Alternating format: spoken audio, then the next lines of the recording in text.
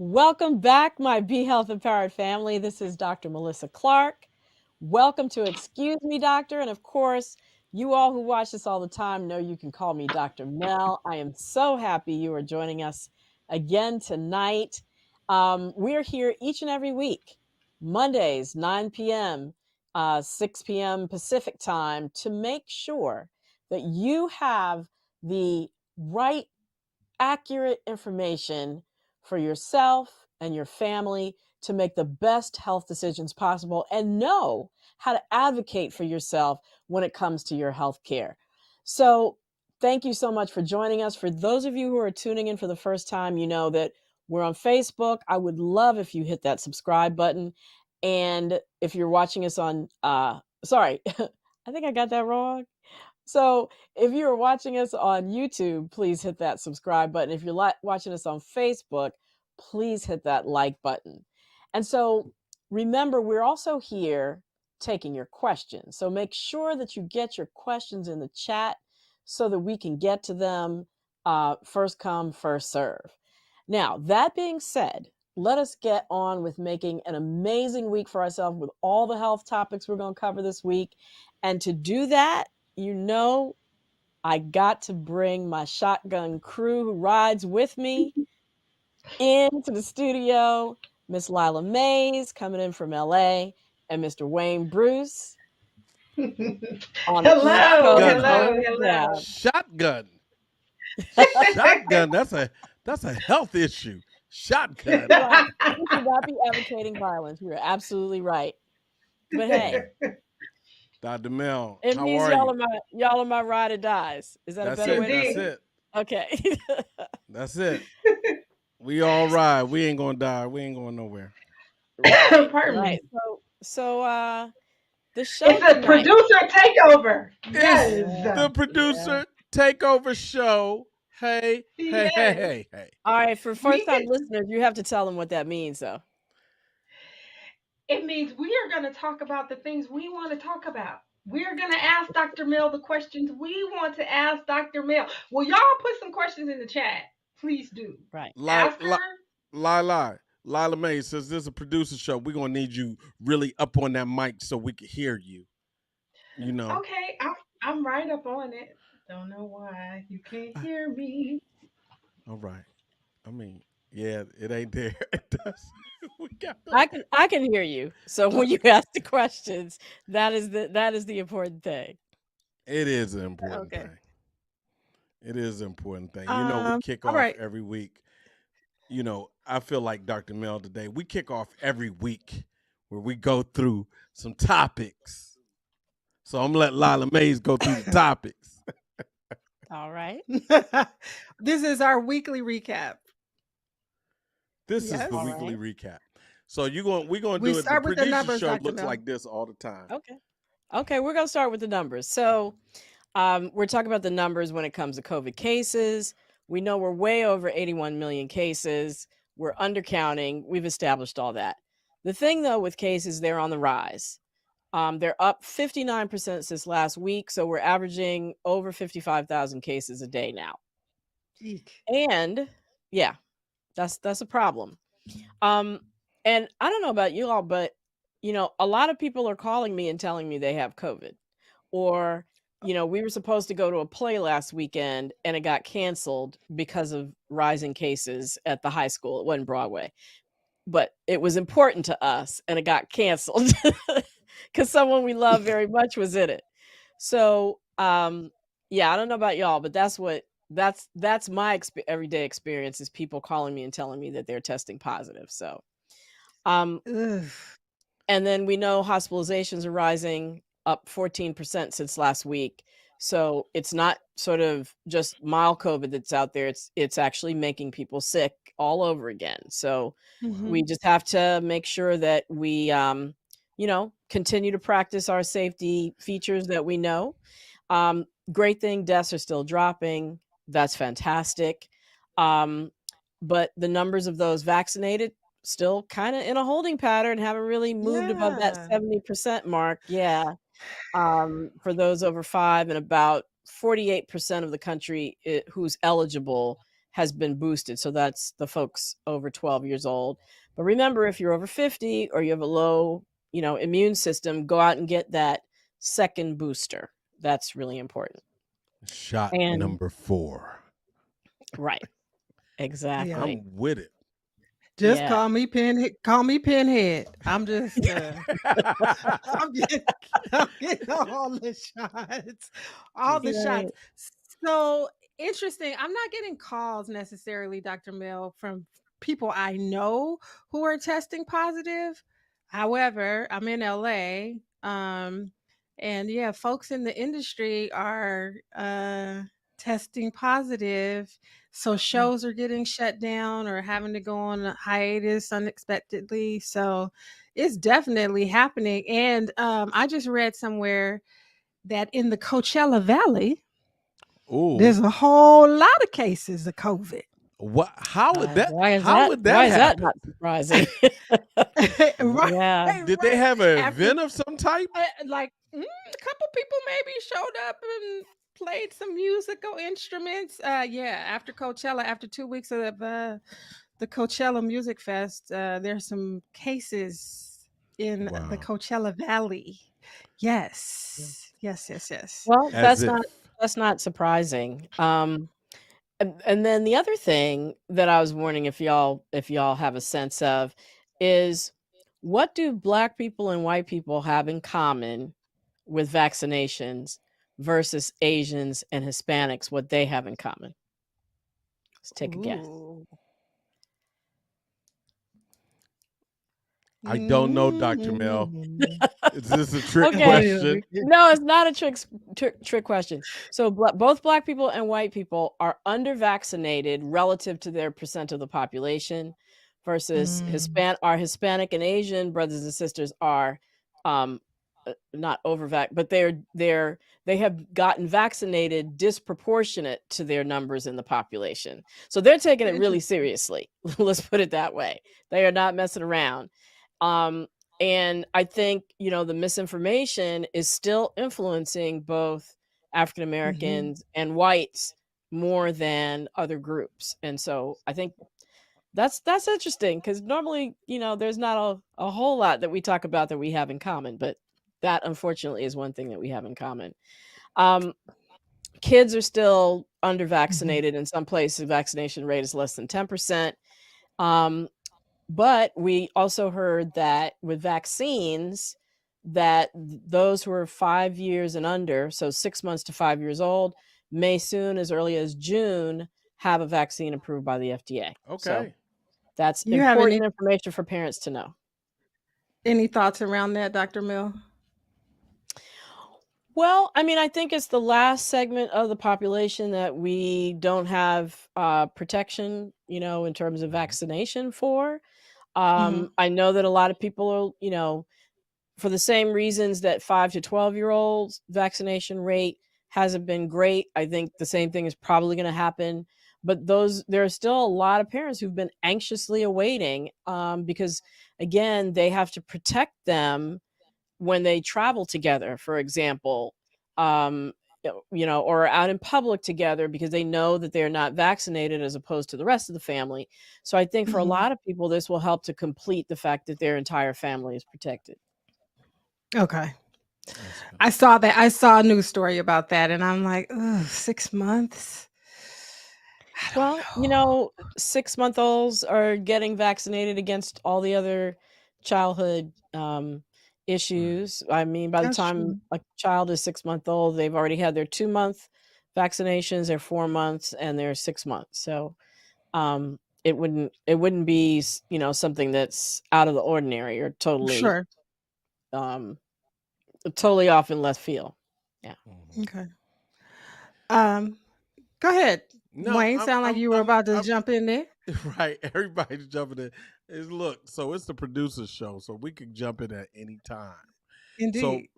I'm looking in the comments, right?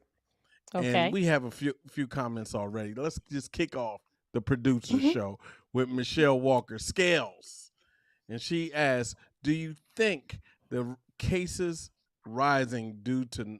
Do you think the cases are rising due to no mask and large gatherings?" But of course. Yes. Yes, Michelle, you hit the nail on the head. I mean, we have this, confluence of like a perfect storm where immunity is waning from people who got boosted back in the fall, right? Mm-hmm. We have a more contagious variant that's going around, and everybody is throwing off their masks. We have 2 million people that travel by airplane every day, and another 76 million people who take some kind of public transportation. So, mask mandates leaving in those, just in transportation alone, is a major source of spread. Not to mention Mhm. people going to Coachella, people going on spring break and coming back to where they're from and bringing whatever they picked up with them as far as COVID goes. So, yeah, I mean, it's sort of like, I hate to say it, but it's kind of like, duh. Yeah. Right. It's, it's like, what did we expect?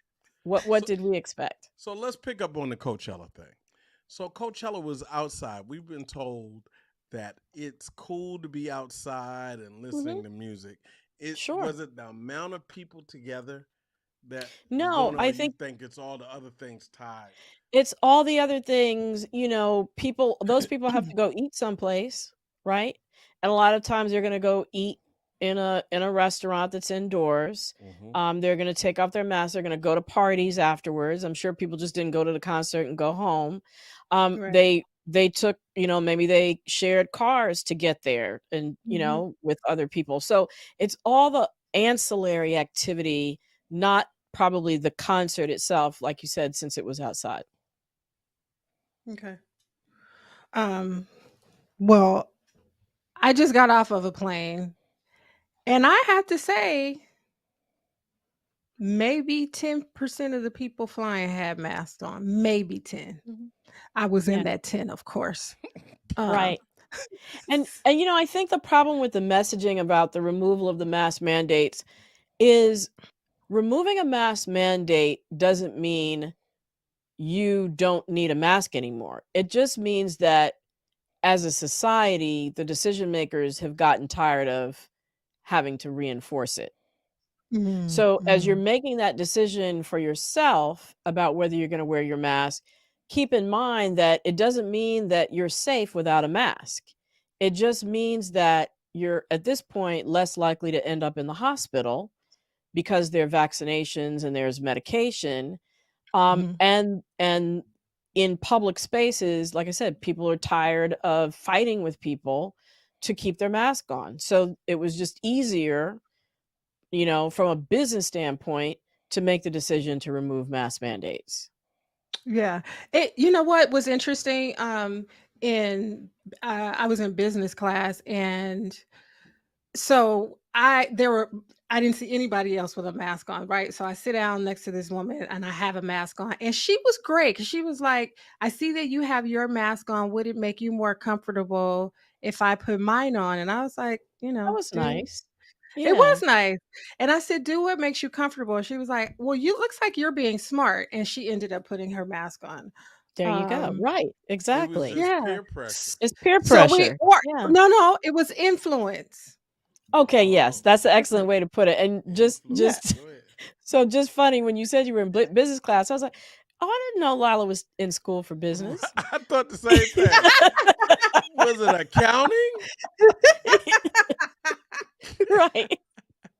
I was actually in first class. I was just trying not to be all flossy on Come on Oh, now, come on the on. register. But oh, Hey, oh, put anyway, it you out there, flossy put it maze out now? there. Yeah, put it no. out there. Okay, listen. We're talking about masks and travel and stuff.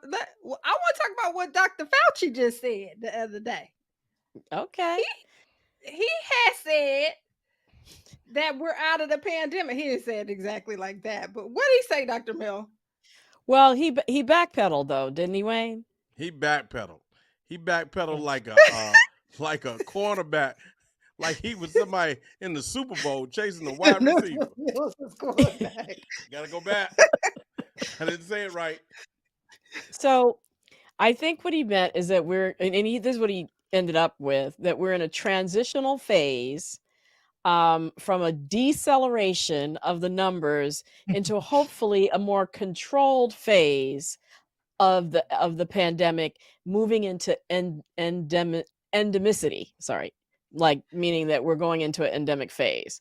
Okay. So, what does endemic mean? It means the virus is still among us, but relatively under control.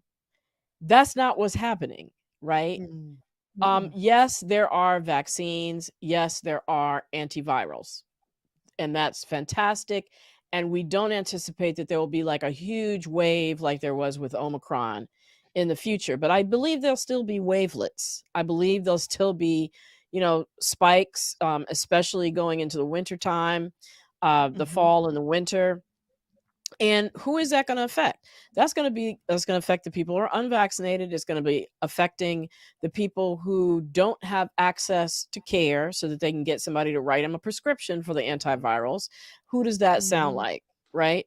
So I Mm-hmm. say that we still need to, continue to do what makes sense for us. If you know that you are at higher risk, if you know that you live with and love people that are at higher risk, then you have to Mm-hmm. govern yourself accordingly and wear your mask in indoor spaces, and get vaccinated and boosted. I agree. Okay, so um uh-oh. So So go ahead. go ahead, Wayne. Go ahead, live. Well, I was going to say Dr. Mel hit on this, but let's move on to this. You said who's going to be affected the most? Who are those people?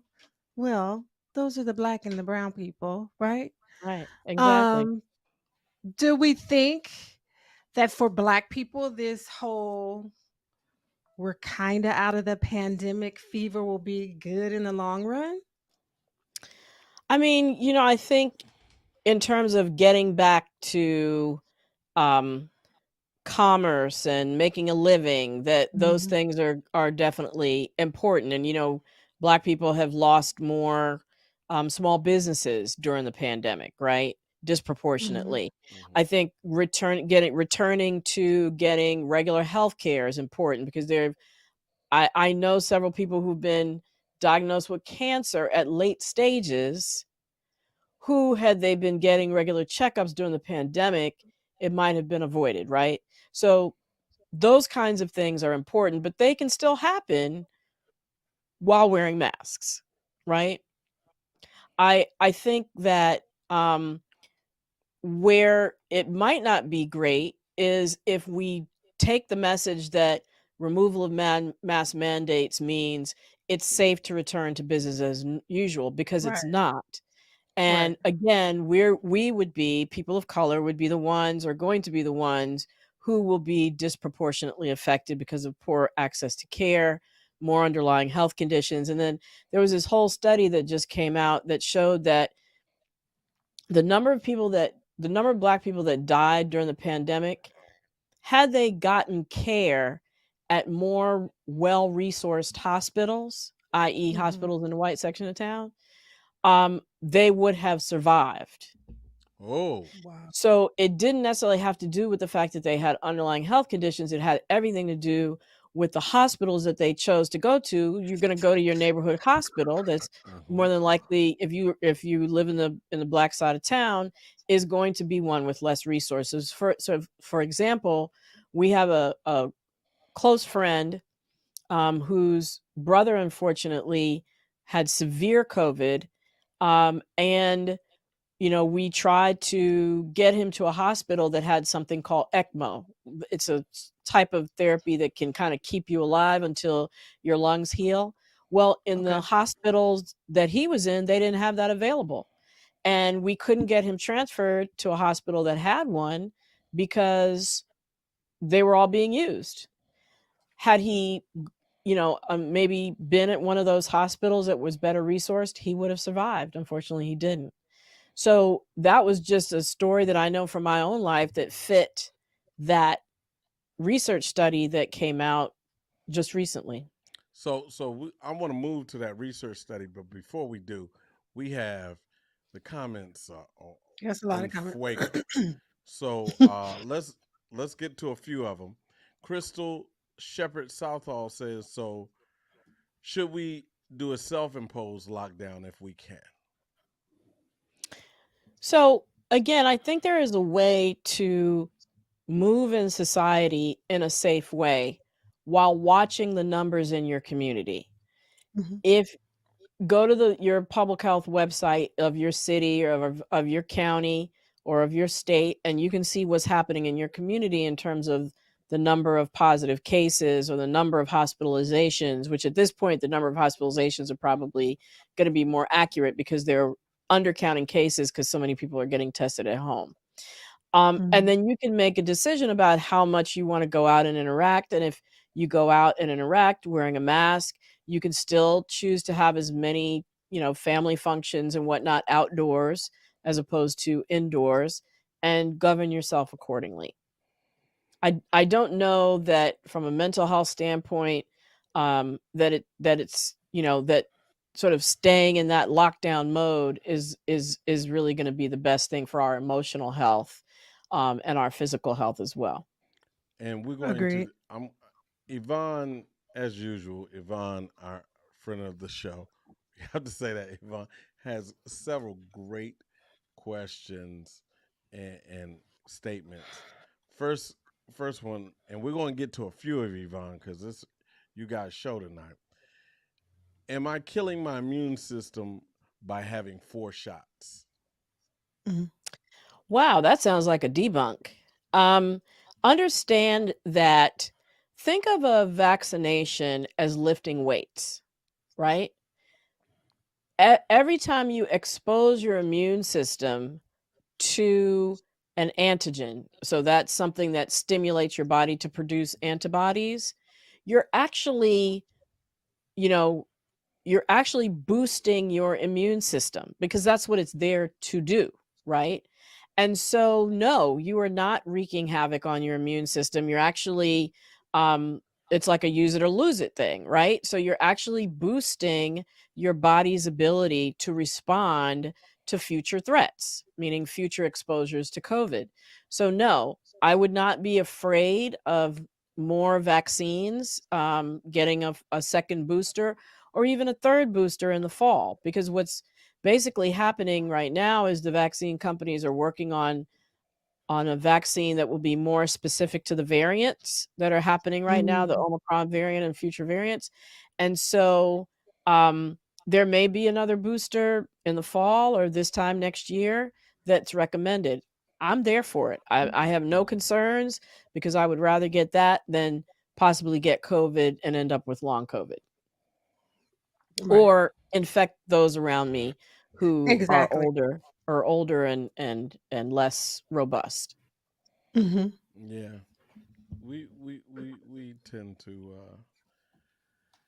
This is going to be a long haul thing. I thought we would be Mhm. out of it.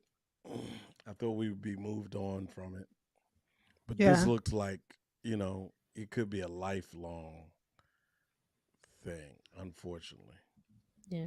And I don't know if it'll be a lot. I hope it's not going to be a lifelong thing. I'm hoping ultimately it will burn itself out, but I Mhm. don't think that that's going to happen this year or next year, even the year after that. I think thanks, we should Doctor be Clark. thinking about it from a long haul perspective. From Thanks, a, Doctor Mel. hey, I'm just being real. And I think if you project into the future and say, yeah, this might last very a few years, if it ends 3 years from now, then that'll be icing on the cake. Right. Rather than telling people, "Oh yeah, this will be gone by April." And 2 years later, here we are. It'll Interesting. it'll it'll whi- it'll whisper away when the summer Right. Exactly. famous last words. Famous last words. It'll all Right. disappear when the summer comes. Right. Lie, what you Uh, got? well, I was gonna so uh for everyone watching, Wayne and I both have a bunch of monitors, and so we're looking around and catching comments and stuff. I just want y'all to know we are present, but we're trying to grab everything that's happening in chats Mm-hmm. and in different places. In Chatland. Um in Chatland. Um speaking of, well, We spoke of masks and being on planes and et cetera, et cetera. Are you all finding, I have an answer to this. Are you all finding that people of color, are you finding more people of color with their masks on versus others? What do you think, Wayne? I think people of color are more cautious. Just in general, we don't believe it's. I mean, some of us don't believe it's over. I mean, everywhere I go, and if I look and there's some people that aren't of color versus some people of color, the more the people of color have more masks on. Right. So you would be in you're in line with what the research studies are showing that just Okay. came out. 76% of Black people are like getting back to normal means wearing a mask, and Right. 55% of Hispanic people say that, only 38% of white people. And when you go out, that's who has masks on, are people of color. I Yep. was at a conference, and the president of Meharry School of Medicine basically said, "Yeah, Black people are the ones that are out here wearing masks." And the commissioner of public health for Nashville, where the conference was like, "Yeah, that's what I see too, because Black people don't trust the healthcare system. That if they get sick, they're gonna get a fair shake. So they figure they'll just take matters in their own hands and wear their mask." Now, I don't know if that, explains everything, but at least that was what was discussed, and a lot of people seem to agree with him. So I don't know what Chatland thinks about that, but yeah. Mimi Love says facts. Right. I was gonna. Oh, it's Tanisha Monique Miles says that's because they weren't vaccinated too. Oh, Okay. That Yeah, might be that's some, a yeah, part of because it. people Yeah, that who that's are that's a definitely part of part it. unvaccinated of are, it.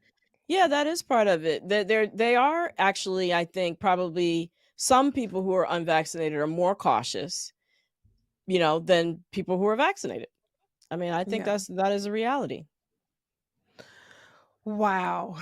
Do you think there's still, we haven't really talked about this in a really long time, but do you think there's still some residual Tuskegee experiment stuff floating around in our heads about it, Dr. Mel?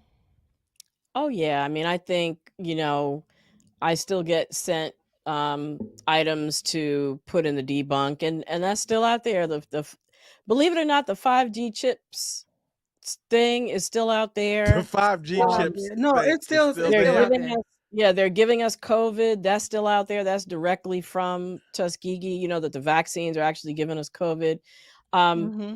yeah, so there is definitely a lot of that still out there. There's it's not natural. I'm only going Hmm. to, take my sea moss and vitamin C and vitamin D and zinc and echinacea and elderberry. And so I'm not going to mess with the vaccine because it's not natural and these things are natural. Yeah, there's still a lot of that. I'm sorry. I'm Yeah. sorry. I just people who are taking the sea moss from people whose houses look like they would never go in that house unless unless that sea moss was sold. Like you wouldn't even buy from that person, but you see they have sea moss, and you heard so much about it, and you think it cures or it'll keep COVID away from you. I'm just saying it does a lot of things. It may have a lot of uh, medicinal medicinal purposes. Right. Stopping Have you COVID ain't tried it, worth it. Wayne? Have you tried CMOS? Have I? I have. I have. Hmm. I did. And I and couldn't. let, I let, couldn't let get me it be down. clear. Couldn't keep it. I'm not saying don't take your supplements. Not saying that at all. Right. What I am saying is that those things have not prevented pandemics in the past. That those Right. things of people that, who have taken it has not prevented them from getting sick from Yeah. COVID. We So do know so that vaccination keeps you out of the hospital, that's and it. overwhelmingly keeps you alive when you're Mhm. vaccinated. So there's a lot Yeah. of proof in that. There's just not enough proof yet for the supplements. And So so you can still do both. You can walk right. and chew gum. Right. Right. I get it. which is what I do. I take vitamin D, I take vitamin Mhm. C, and I take echinacea. I'm not endorsing them to my audience, but I'm just being open that yeah, I do both. I've gotten vaccinated, and I also, um, I also Take do that. supplement. Yeah. So just going to the comments again, we got Alexis Proctor Kellum who says, unfortunately, many people of color in low socioeconomic areas are not vaccinated and don't wear masks. That's true, but that's also true. Also, as I mentioned, our white brothers and sisters, that's what we have Mhm. in common with them. Mhm. So, Yeah. it's not just us. The misinformation has been spread around liberally, and a lot of people have bought into it. But you know what though? The numbers are for the most part that overall, about 60% of African Americans across the country are vaccinated. In some states, though, it's much lower than that. It's like Hmm. closer to 40%. Um, so yeah, it kind of really depends where you are in the country. Florida, um, always a state of distinction, um, Mhm. is the has the lowest vaccination rate for African Americans relative to whites. Right. Wow. Yvonne says that she's eating better so she can get off of these supplements. What you eating, Yvonne? Tell us what's in your diet. Um, when you Also, have some more, I'm gonna move on to some other things, but I'll take if you have some questions or comments, I will let you jump Actually, in can there. while Yvonne is typing that, that's an excellent point. That the one thing outside of masks and ventilation and vaccination that has been proven to cut the risk of severe outcomes from COVID is losing weight if you're overweight. Mhm. So that is the one. So eating better does, in terms of it leading to weight loss, because we know that when we're overweight or obese, our bodies are in a state of heightened inflammation. And so if we get Mhm. COVID, then that sort of overwhelming inflammation picture is more likely to happen. And so the correlation with being closer to an ideal weight is protective against severe outcomes again with COVID. yeah. Okay, so she responded with vegetables. Someone else said Tanisha said colorful salads, Mhm. um, elderberry, farro, couscous, salads every day. Okay, all Okay. right. All right. All right. All Cool. right. Couscous. Come on, We getting it couscous. in. We getting it in. And we did a whole show with Dr. Kofi Essel. He was excellent from GW. If you all want to go back and watch it, about Yes, food is Right. medicine. It was excellent show. yes, So yes, yeah. yes. Okay. Ellery watermelon is a great So, one. Yes. so we got a question from, we mentioned vaccines and COVID and couple things. Uh, Roz Parker says, unfortunately, many educated people of color, long on opinions, short on facts, believe supplements alone are enough, and having a healthy immune system is enough. So thanks, Roz, for that comment. Or, I mean, Dr. Clarke, are you going to comment on that, or Dr. Mel? Yeah, I mean, y'all have heard me say it before. There are only two ways to get antibodies to COVID: to get COVID or to get vaccinated. Okay. Right. S- Supplements and you know, all those other things that we named do not give you antibodies. Okay. They make sure that your body is in a state of readiness to respond to COVID, but it doesn't give you antibodies, and antibodies are what your body uses to fight off disease. And then we got Elise Perry saying, I'm hearing the vaccine is creating other odd maladies, dizziness, more susceptible to common cold situations, other oddities. Any comment on that? Yeah, so thanks Elise, great question. I kind of only go with with research studies.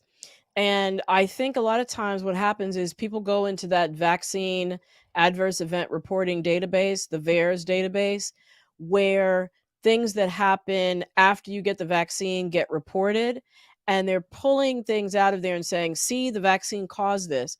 But the Right. purpose of that database is to be able to study the population as a whole and know that dizziness happens, car accidents happen, hangnails happen, heart attacks happen. And so what they're trying to see is, when you look at the entire, millions and millions of people that have gotten vaccinated, are we seeing a spike or uptick above baseline? And there are only one or two things that have really been an uptick above baseline, which we know about. We know that with the Johnson and Johnson vaccine, there was a uptick in mainly in young women, in the blood clotting disorder, very Mhm. rare, something like 7 out of 1 million in across the board that happened to. That's 7 out of 1 million too many people. And so they pull back the Johnson and Johnson vaccine, don't recommend it for that age group. Um, so, and then the same thing for the mRNA, the vaccines in young men, they did see an increase in inflammation of the heart. Again, very rare, and very mild, and way less often than the blood clotting and the inflammation of the heart that happens with COVID. But there is also that consideration. Those are the only two things they've actually seen an uptick in. The other things have been investigated. I know there was a concern about it stopping women's periods. I believe that um, didn't pan out to be anything long term or anything of serious consequence. And many of the other claims also have been studied, looked at, and have not panned out. Okay. And Yvonne made a really good point, and I really agree with this, that we're much more hyper aware of the little things that are, some of them little, some of them not so little, but we're much more hyper aware of things that are happening in our bodies and to people that we know while we're in this pandemic, stuff that we may not have paid attention to the way we are now. We're definitely aware of those things. It's certainly if something like the headache or whatever is happening after a vaccination, I think we are just more aware that some things have happened. Oh, and thank you, Lila. That's also a good point. I know for myself personally, when I get the COVID vaccine, I know that I have to budget a half a day to a day Mhm, where I know that I'm going to be achy. I may have a mhm, headache. I might get a fever, but mhm, I know that after 24 hours it goes away. I know that it's my body's response to ramping up antibodies. And mhm. so I know what it is. I know to expect it. And then after that 12 to 24 hours is over, I'm fine. I I go was on going to about my say the business. same thing. I was going to say the Yeah. same thing. I know I'm going to be sleepy and fall asleep watching Ozark. Just know it. I can't Right. Just fall asleep to that dark show. So dark. I love I it. know. I love I Ozark. love So it too. we have a question from Ellen Claire Lamb. Here we go, Ellen Claire Lamb. Can you explain how they measure virus loads in wastewater? What kind of lag time is there between infection rates and it showing up in the water? Can we catch COVID from dirty water like in a flooding situation? Flooding Ooh, those are situation. excellent questions. Ooh. So, wastewater surveillance is one of the ways, actually, it's been around for over a year or two during this pandemic, or over a year, in terms of the ways that public health authorities are monitoring what's happening with COVID in the population. Because as we mentioned, so many people are testing at home, it sometimes there's really no way now to keep track of what's happening. And so we actually saw uptick in the wastewater surveillance. I think I talked about that maybe about a month ago, Mhm. that sort of preceded what we see happening now with the rise in cases. And that's where they're getting the estimates that we might be underreporting cases by as much as 90%. Um, Wow. yeah. So can we catch COVID from dirty water? I actually I haven't had a chance to actually look to understand that, but for the most part, we know that COVID is inhaled, um, and in terms of the lifespan in dirty water, I don't think it would be sort of alive long enough in dirty water to cause any particular kind of harm. Plus, the concentration of it in dirty water, remember, you have to get a significant concentration of it inhaled or that you're exposed to cause you problems. So it would have to be a super concentrated amount of COVID in the water, theoretically. Um, so Yes. so yeah. I just want to say this, Ellen. Uh, just stay away from really blue water in the swimming pool. That means if somebody has like a little blue circle around them, stay away from that water. The comments of the producers do not necessarily Are reflect that of the exactly. host. Say it may They not Thank have you. COVID in it. Thank they you, Ellen. No, that was a they It great may not question. have COVID in it, but you definitely do not want to go near that. So listen, this is a really interesting producer show because I have to tell y'all out there in streaming land, I told Dr. Mel people tired. They might not want to talk Mm, about COVID, but y'all she have did. all the questions tonight. So that's Yeah. awesome. That's fantastic. I want to, but I'm taking a little turn. So if you have other questions related to COVID, drop them in the chat. I'm taking a little turn. And I want to do this publicly because all of us, Dr. Mel, myself, and Wayne, especially the last several months, we're all caregivers. Um, and so shout out to you, Wayne, for doing all the things that you have been doing, producing the show, caring for dad, everything that has gone into that. It is no small feat. Mm. Any of you out there in Facebook and YouTube land, if you are a caregiver or ever have been, you know that it is no small feat. And when you add navigating a pandemic and work and all of those other things to that, it is a lot. So I just wanted to take a moment to acknowledge what you have been doing, Wayne, acknowledge you, Dr. Mel, for all of the support in navigating the stuff that has to be navigated, but want you, Dr. Mel, to talk about how caregivers can kind of take care of themselves in the midst of all of this kind of stuff, in the midst of a pandemic, in the midst of having an aging parent who needs a high level of care. Yeah, that's an excellent question, and we struggle with that, the answer to that in our own personal lives. But Mhm. I would always say, just like they say when you're strapping in your seat on the airline, Mhm. that, if there's a sudden loss of cabin pressure and your oxygen mask drop, put it on yourself first before you put it on the person next to you.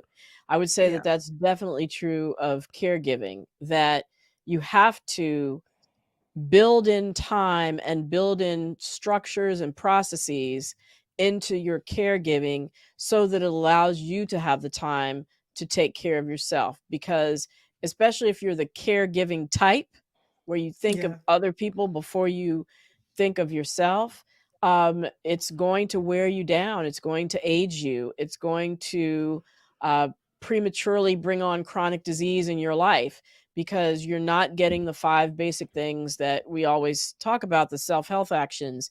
Mhm. Eating nutritiously, a lot of times that falls by the wayside, and Mhm. under stress we reach for the sweet thing or the comfort food. um, it might disturb your sleep, especially if you're directly caregiving and somebody needs you in the middle of the night. We know that Mhm. when you don't get your sleep, you have aging of the nervous system, which can prematurely bring on other, kinds of diseases. Um, Inactivity, in terms of not building in time to walk and get fresh air and get sunshine, that goes by the wayside too. So I think setting up structures, um, you know, who is your village? Who can spell you, Mhm. right? That's super important.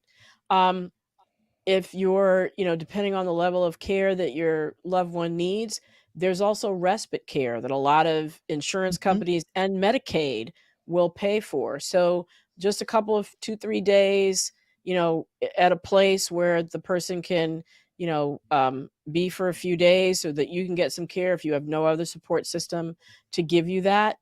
Also really important. And then support groups, just knowing that there are other people out there going through the same thing, Mhm. sharing, notes, tips, caregiving tips, just talking to somebody about what you're going through.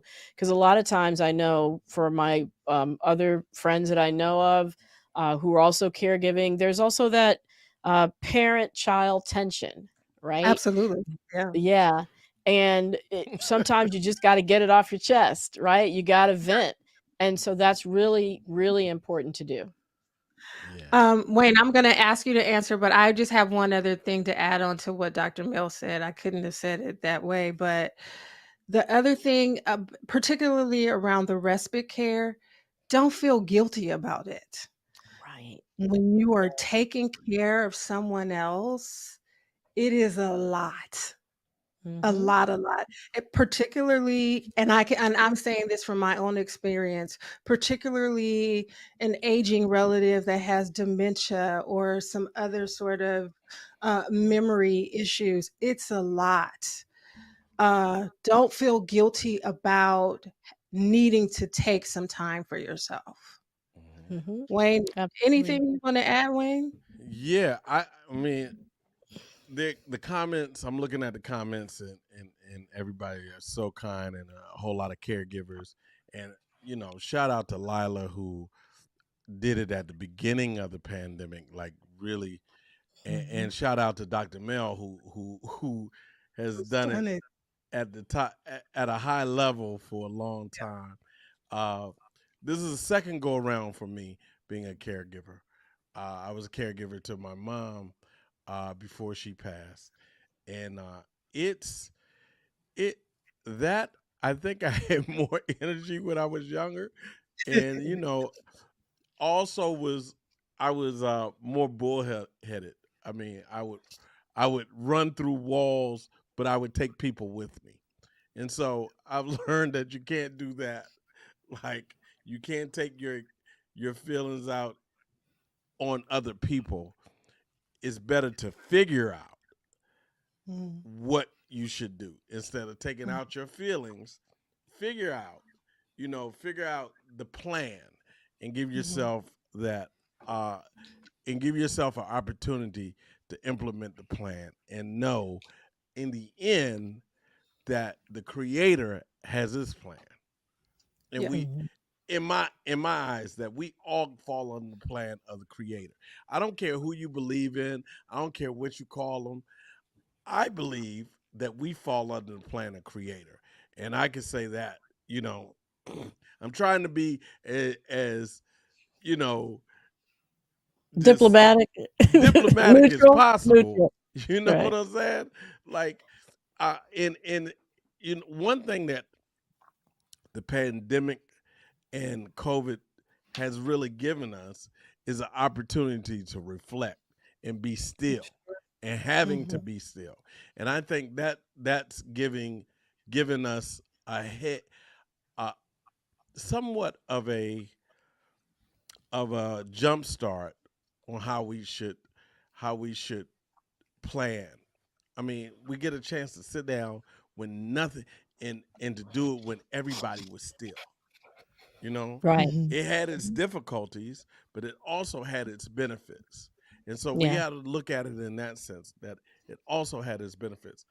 Also, I want to say this, man, the when you let people know what you're going through and are open, people will love up on you and really pray and send great energy your way, and you will be surprised who will be sending great energy to you. People, one thing I have had in this pandemic is a belief in man that we will do the great thing and have the greater good. I just believe that we will.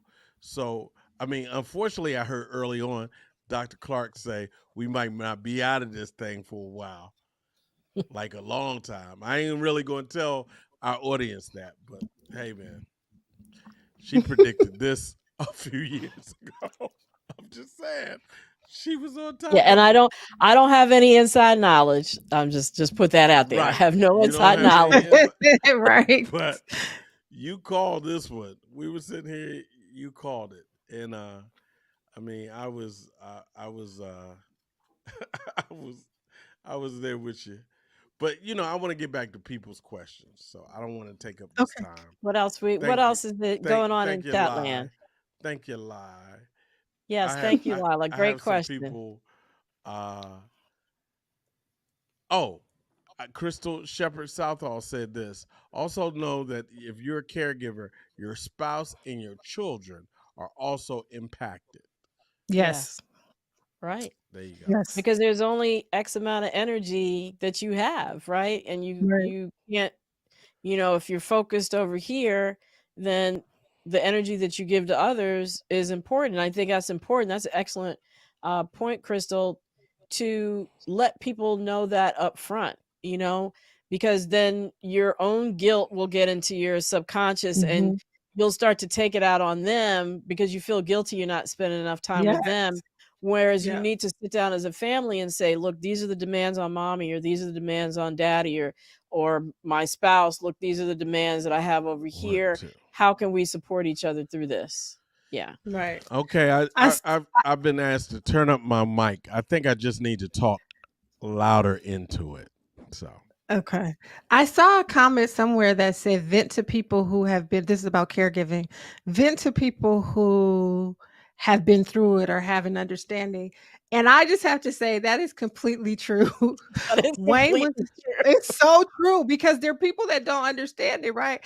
I Yeah. called Wayne a couple of weeks ago. It was not a good day. It wasn't. It was not a good day.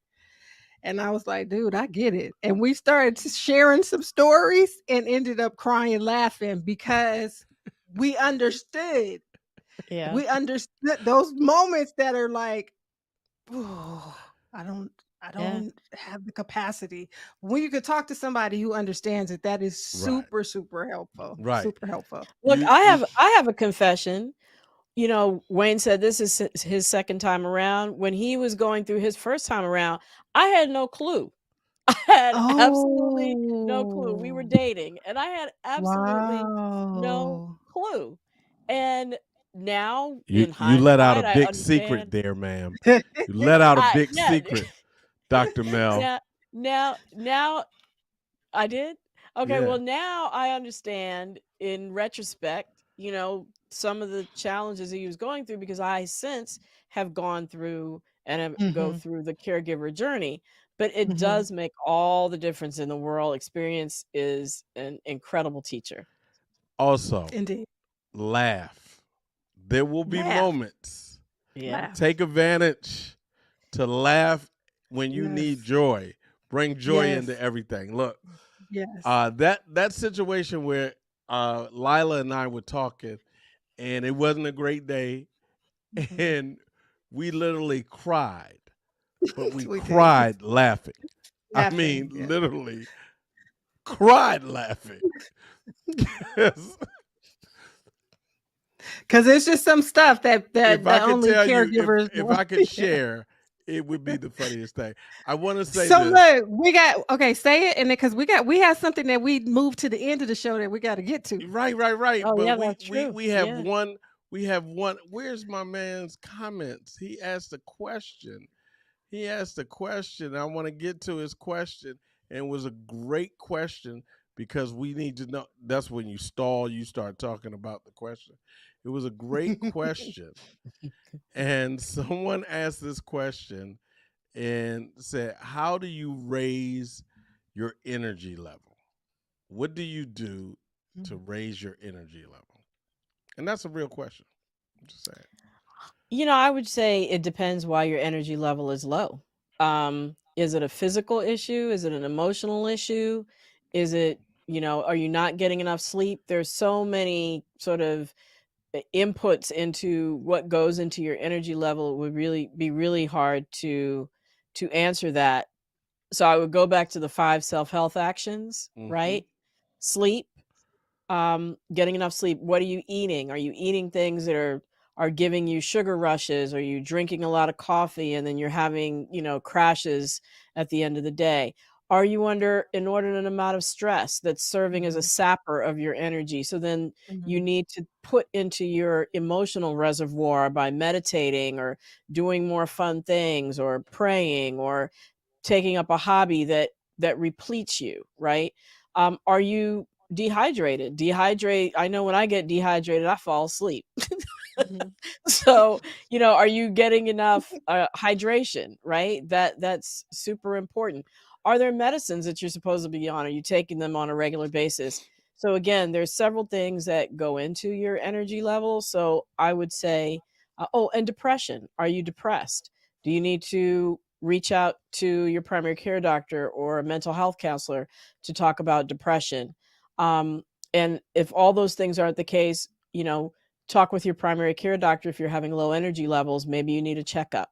So several different things. Long answer. No short All answer to right. that question. And they said they were recently diagnosed with sleep apnea, don't sleep well, have a very poor diet, and stuck in a habitual pattern of destruction.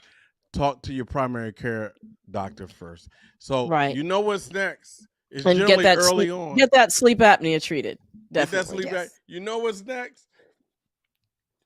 The weekly debunk. Stopping misinformation in its tracks.